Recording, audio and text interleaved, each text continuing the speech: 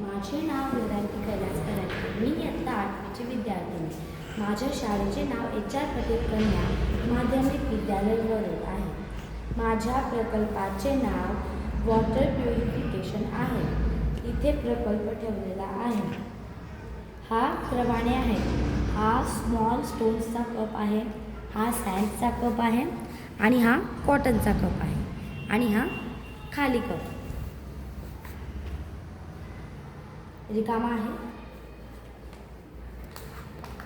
तर हे आपण दूषित पाणी घेतलंय, हे पाणी यात टाकायचं.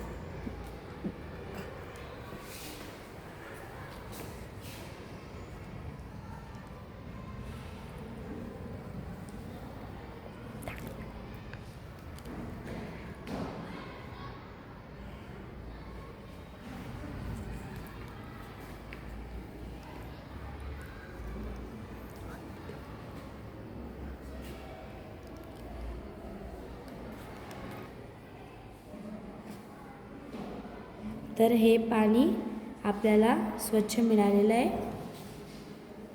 तर आता हे स्वच्छ पाणी आहे, हे आपल्याला या रिकाम्या ग्लासमध्ये टाकायचं.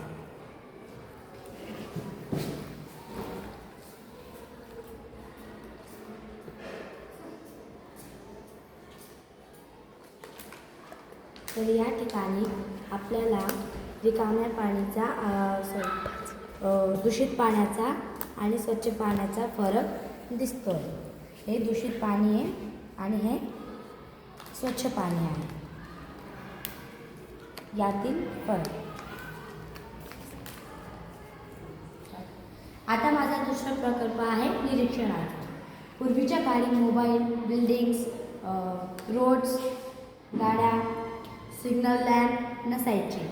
या काळात विज्ञानाने खूप प्रगती केलेली आहे, हे आपल्याला या प्रोजेक्टद्वारा कळतं.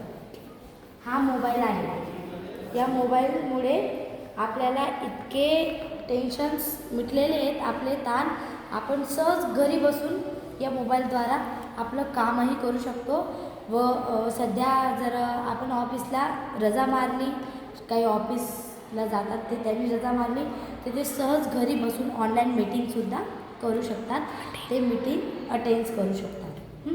या बिल्डिंग्समुळे आता शहरात आपण बिल्डिंग्स बघतो, खूप मोठमोठ्या तिथे लोक राहतात, मोठ्या मोठ्या कंपनी, मोठमोठ्या दुकाना, हे पूर्वीच्या काळी नसतं.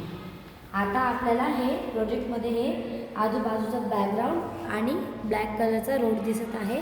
हा डांबरी रोड आहे.